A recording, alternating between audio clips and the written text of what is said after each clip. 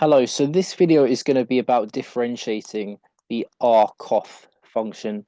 So this is the inverse coth function. So the inverse hyperbolic cotangent function. So we're going to differentiate this. Again, we're going to have two videos on this. So we're going to use one method in this video, and we're going to use another method in the next video. So let's use this first method then. So as always, what we can do is we can let y be equal to arcoth of x, and then we can apply the coth function to both sides. So coth y is going to be equal to x, and that's because, of course, arcoth and coth are inverse functions, so this just gives us an x on the right hand side. We can then differentiate both sides with respect to x, like so, and if we do that, we get the derivative of coth of y with respect to x equals derivative of x with respect to x, but we know this is just the number one inside there, because when you differentiate x with respect to x, you get 1. And so great, so what we get then is d by dx of coth of y equals to 1. Okay, so on this left-hand side, so we're differentiating with respect to x, a function of y. So coth is a function of y, but y is actually a function of x, this arcoth function.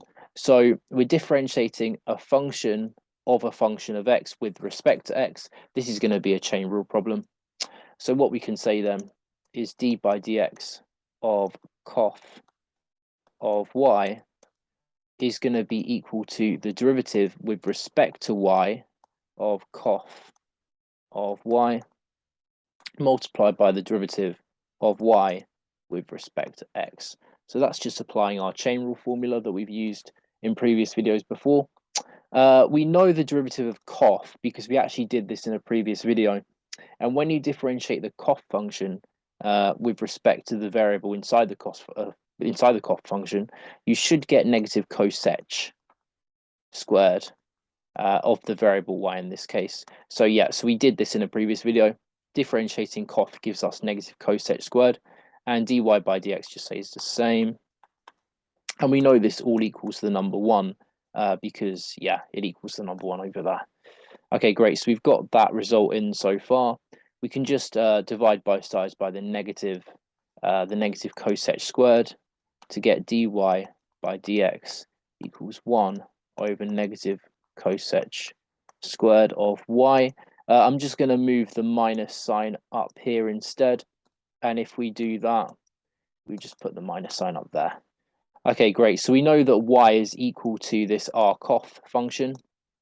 So what we can just say from here is that d by dx of arcoth of x equals negative 1 over cosec squared of y. Okay, so we're differentiating a function of x there, but we've got a function of y as the answer. So we're just going to have to use some hyperbolic identities to get rid of that function of y there. So the identity that we're actually going to need is this one. So coth squared of y minus 1 is identical to cosec squared of y.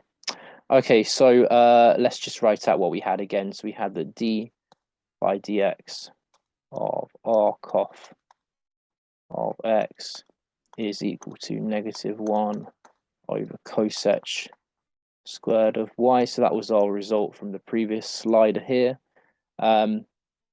So we know that cosec squared of y is coth squared minus 1, but we know from back here that coth of y equals x. So what we can say here is that x equals coth of y. So that means that x squared equals coth squared of y. And so if we just plug that into that formula up there, well, we're going to get this. So x squared minus 1 equals cosec squared of y. And we've got cosec squared of y down there, so we can just substitute this result into that. So we're going to get negative 1 over x squared minus 1. What I'm going to do actually is just factor out a -1 on the denominator, and that's going to give us a -1 there multiplied by 1 minus x squared. The -1s just cancel out to make positives, and so as like a final result, then what we're going to get is this. So we're going to get positive 1 over 1 minus x squared. And so, yeah, so d by dx of arcoth of x gives us this result here. But just something to mention on this. So, I mean, we've just found this result. So arcoth of x has a derivative of 1 over 1 minus x squared. I mean, first of all, we don't need to worry about modular signs or anything like that. Like we did for many previous examples that we did with these inverse hyperbolic functions, because, I mean, this is an x squared, that's a positive number, 1's a positive number, 1's a positive number. So, I mean, we don't need to worry about the sign of x because, I mean, this is always going to be bigger than 0 at least, or at least 0, for all x real values.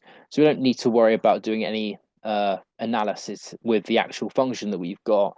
But what I will mention is that what you may notice is that in a previous video, we differentiated the arctange of x function, and we actually got the same results. We got 1 over 1 minus x squared.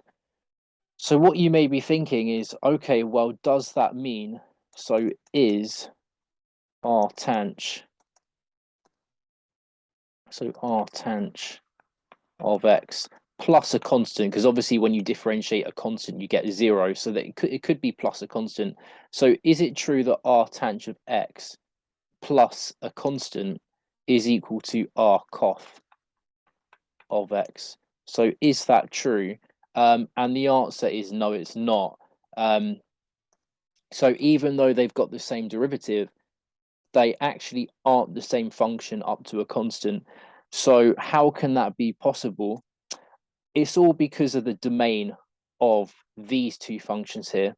So both of these functions, the arcoth function and the arctange function, they have different domains. So actually, they aren't the same function up to a constant. So if we just start with this y equals arctange function.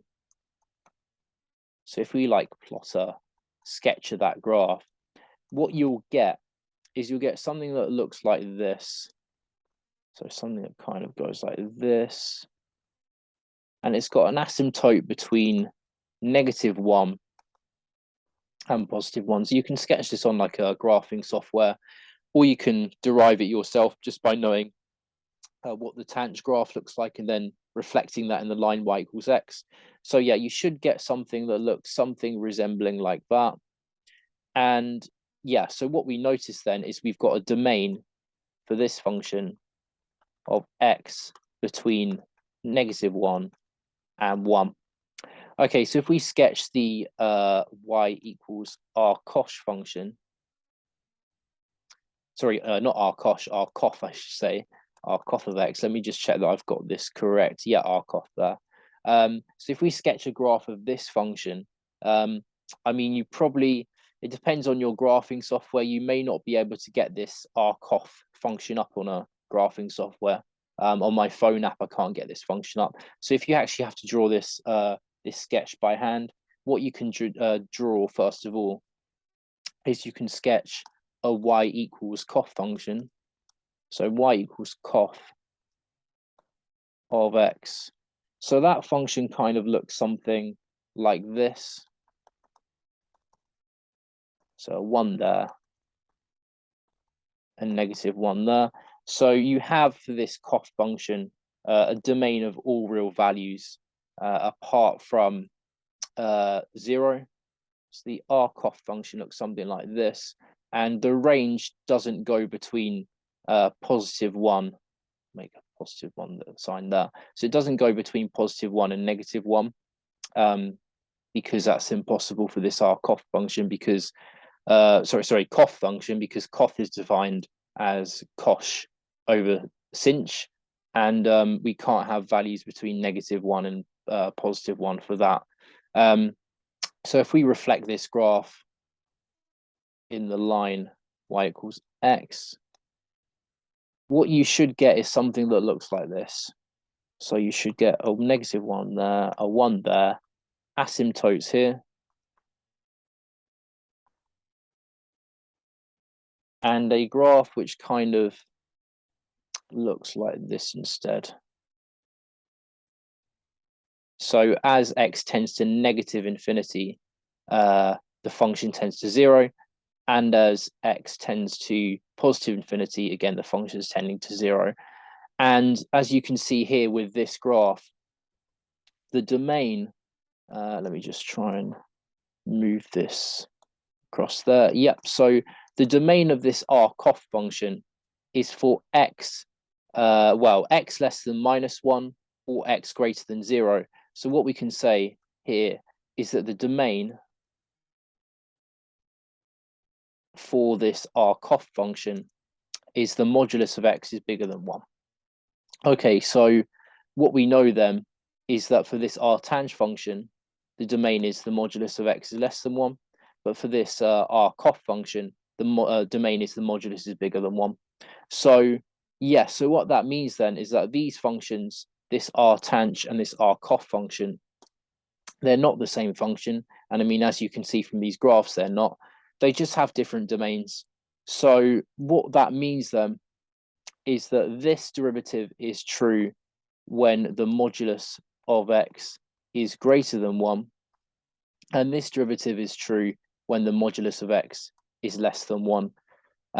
What happens if x actually equals 0, or the modulus of x equals 0? Well, as you can probably see, the derivative will not be defined, because 1 squared or -1 squared gets you 1. 1 take away 1 equals 0. You get an undefined derivative. So the derivative is not defined at x equals 0. But for the modulus of x is bigger than 1, we get this. We get this result, i.e., the derivative of arcoth gives us that. And for the modulus of x less than 1, the derivative of arctang would be this. So in other words, it's kind of like as an integration summary to this. So if you were to integrate 1 over 1 minus x squared with respect to x, it really does depend on what domain you're working in. So if you're working in the domain modulus of x is less than 1, then you'd get artang of x plus c, where the modulus of x is less than 1. Just write that a bit neater. So modulus of x less than 1, or you would get arcoth of x plus c for the modulus bigger than 1. And it's going to be undefined, of course. So undefined if the modulus of x equals 1 exactly. So yeah, so that's kind of the result, well, the integration result from this video. But the differentiation result from this video is this one there. So yeah, that is the final result there. So the derivative of arcoth is 1 over 1 minus x squared, where the modulus of x is bigger than 0 as our domain.